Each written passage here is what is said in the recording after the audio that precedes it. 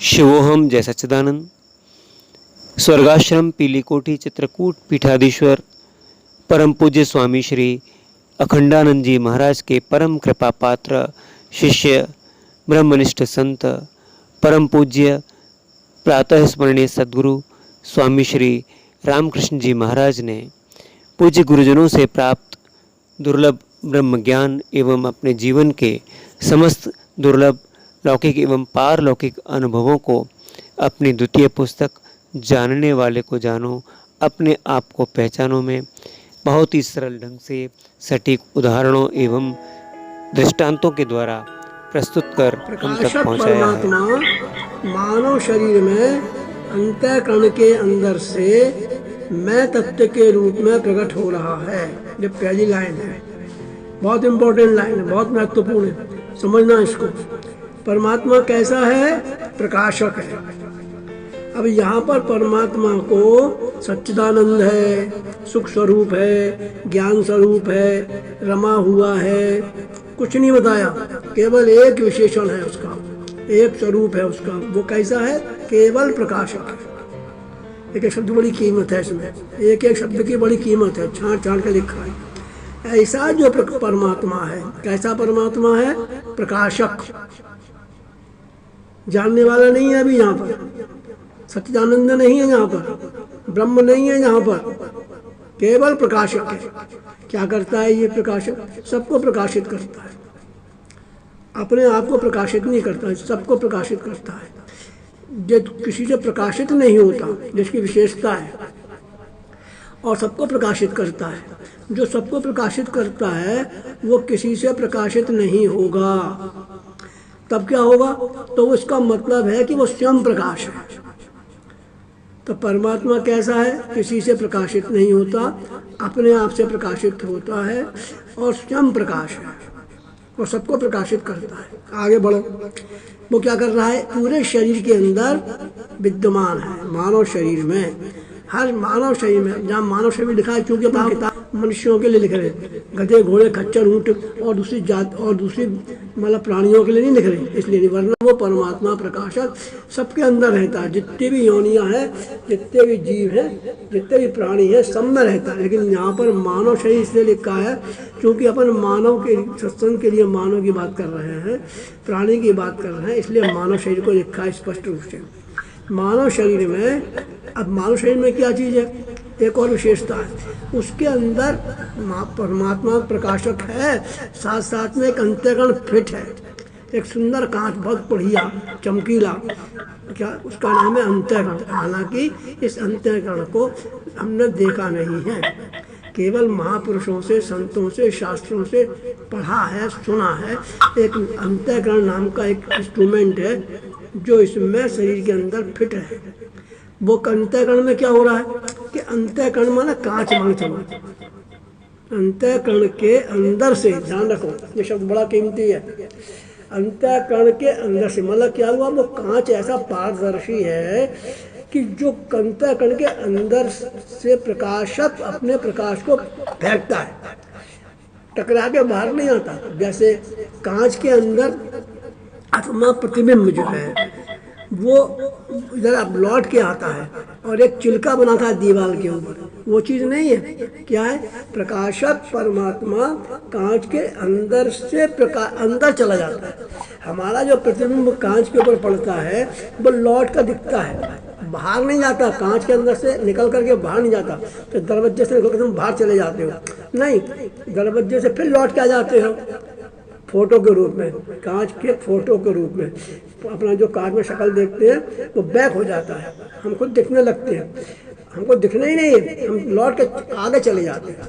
जैसे मान लो पिक्चर का जो कांच है, पिक्चर हॉल में जो कांच लगा है वो बाहर से निकल के पर्दे पे जाता है, वो सीनरी, वो पिक्चर लौट के वापस उसी कमरे में नहीं आता, बल्कि कमरे में से निकल कर हॉल में जाता है और पर्दे पे जाता है। उस चित्र को ध्यान में रखो, तो वो कांच के अंदर से जा रहा है प्रकाश। तो ऐसे ही अंतःकरण रूपी कांच के अंदर से वो जो परमात्मा का प्रकाश है वो अंदर से बाहर निकल के जा रहा है, अंदर से मैं तत्व के रूप में प्रकट हो रहा है। अब देखो, माँ तो प्रकाशक था अब वहाँ तो प्रकाश था, लेकिन अब यहाँ पर अंतःकरण के सानिध्य में केवल उसको छुआ है, उसके अंदर से निकल रहा है, तो वो क्या कर रहा है, उसका रूप बदल दिया। वो वहाँ अब वो मैं के रूप में प्रकट हो रहा है। मैं कह रहा है, अभी हूँ भी नहीं कह रहा, अभी अपना नाम रूप भी नहीं बता रहा, अभी अपनी जाति कुछ भी नहीं बता रहा, कोई परिचय नहीं दे रहा, केवल मैं के रूप में प्रकट हो रहा है। ये मैं क्या है? मैं तत्व प्रकाशक का व्यक्त स्वरूप है। अब इसका रिलेशन क्या है? इस मैं का प्रकाशक से क्या संबंध है भाई? तो बोले भाई संबंध इसका ये है कि जो प्रकाशक है ना, वो प्रकाशक ही मैं तत्व के रूप में प्रकट हो रहा है, लेकिन वो प्रकाशक ही उसका ये मैं तत्व जो व्यक्त रूप है, स्पष्ट रूप है। प्रकाशक दिखता नहीं है, अनुभव में आता है कि हाँ प्रकाश है, लेकिन अनुभव में तभी आएगा जब उसको उसका बोध हो जाएगा, स्मृति आ जाएगी, अन्यथा नहीं आएगा। लेकिन यहाँ पर अनुभव करने वाले संतों ने, महापुरुषों ने, जिन्होंने अपने स्वरूप को देखा, जांचा, परखा, समझा, अनुभूति की और उसमें रमण किया, स्मृति में रहे, वो कह रहे हैं कि जब ये प्रकाशक परमात्मा अंदर से मैं के रूप में, अंतःकरण के अंदर से प्रकट होता है, तो मैं के रूप में प्रकट होता है, मैं कह करके प्रकट होता है। सर क्या कहेंगे अपन कि दूसरे ढंग से कि प्रकाशक का ही रूप है ये। कौन सा रूप है? व्यक्त। प्रकाशक अव्यक्त था, छिपा हुआ था, दिखाई नहीं देता था, अनुभव में नहीं आ रहा था, लेकिन ये मैं अब अनुभव में आ रहा है, स्पष्ट है, प्रत्यक्ष है, दिखाई देता है, बोलता है, सब वाणी के माध्यम से बोलता है कि मैं कह रहा है। मैं तत्व प्रकाशक का व्यक्त स्वरूप है। दूसरी विशेषता क्या है इसकी? ये अनुभव बता रहे हैं संत लोग, उनका जाना हुआ, समझा हुआ अनुभूति है, वो अनुभूति व्यक्त कर रहे हैं। दूसरा क्या अनुभव किया उन्होंने?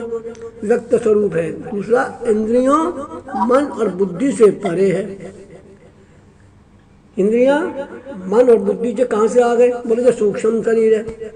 जैसे इस जीव को, प्राणी को स्थूल शरीर मिला है, वैसे ही एक सूक्ष्म शरीर 25 तत्वों का होता है, जिसमें 5 ज्ञान इंद्रियां, 5 कर्म इंद्रियां, 5 प्राण, 5 विषय, 5 अंतःकरण, ये सब उसको 25 तत्वों का मिला हुआ। जैसे स्थूल शरीर मिला है, ऐसे इसको एक सूक्ष्म शरीर भी मिला है। तो वो सूक्ष्म शरीर जो मिला है, उससे कह रहे हैं कि ये मैं तत्व तो अंतःकरण के तक ही है।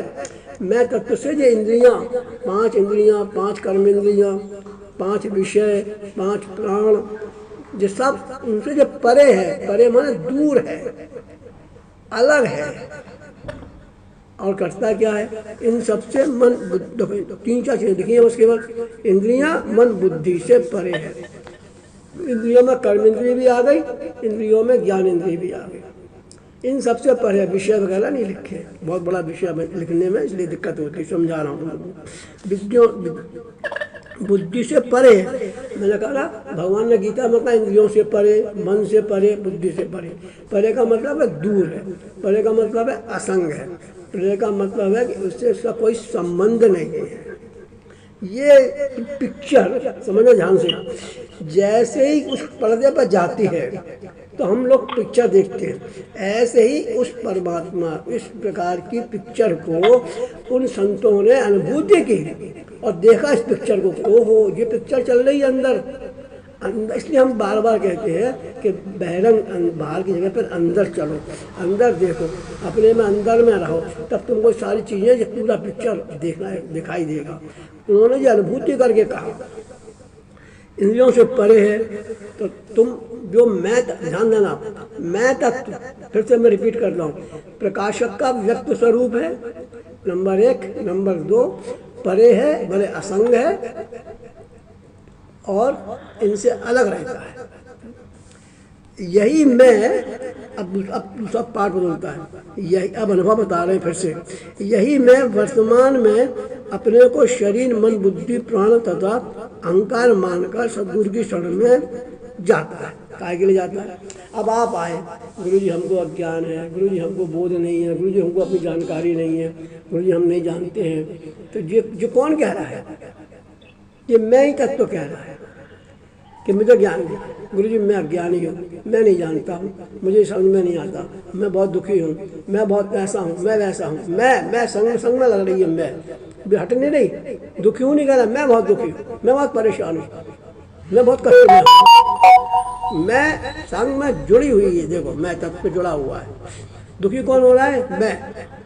मन नहीं कह रहा, मैं तत्व, मैं बहुत दुखी हूँ, मैं बहुत परेशान हूँ, मैं बहुत कष्ट में हूँ, मेरा तो उद्धार करो गुरु जी, मैं तो बहुत परेशान हूँ, मेरे को मुक्ति चाहिए, मुझे भक्ति चाहिए, मुझे प्रभु की प्राप्ति चाहिए। कौन कह रहा है जी? मैं ही तत्व कह रहा है। कब कह रहा है? मन से मिला है, वाणी से मिला है, तभी तो कह पा रहा है। इंद्रियों से मिला है तभी तो वो कह पा रहा है। तो मन से, इंद्रियों से जो परे था, जो अलग था, असंग था, दूर था, वो अब मिल करके कह रहा है। इसका मतलब क्या हुआ? इसका मतलब है कि वो मैं तत्व जो व्यक्त था, प्रकाशक का ही दूसरा रूप था, वो मैं तत्व इन इंद्रियों से मिल करके अपने को दुखी सुखी, अपने को संसारी, जीव, भोगी, योगी, रोगी सब मानने लगा और दुखी होकर सदगुरु की शरण में गया, अपने कष्टों का निवारण करने के लिए, अपनी इच्छाओं की पूर्ति करने के लिए, अपनी जिज्ञासा को शांत करने के लिए, अपनी मुक्ति के लिए। अब सदगुरु की शरण में जा करके जो क्यों चला गया? क्योंकि उसको ऊपर का विस्मृति हो गई। क्या विस्मृति हो गई? कि मैं प्रकाशक, मैं देखो मैं कह रहा है मैं प्रकाशक का व्यक्त स्वरूप हूँ, ये विस्मृति हो गई। मैं इंद्रियों, मन, बुद्धि, शरीर इनसे परे हूँ, ये विस्मृति हो गई। तो जैसे इसको इन सब की विस्मृति हुई, वो इन तत्वों से मिल गया, इंद्रियों से, शरीर से, मन से, बुद्धि से, प्राण से, विषयों से, इन सब से मिल गया वो। और मिल करके अपने को ऐसा कहने लगा कि मैं तो जीव हूँ, मैं तो अज्ञानी हूँ, मैं तो दुखी हूँ। और कह करके अब उसको कोई रास्ता नहीं मिला, सब जगह भटक गया, तो सदगुरु की शरण में जाता है और कहता है कि गुरु सदगुरु की शरण में जाकर स्वरूप बोध हेतु जाता है। सदगुरु अपने निजी अनुभव एवं ब्राह्मी स्थिति से उसको निज स्वरूप का बोध कराते हैं। जब वो गुरु की शरण में गया,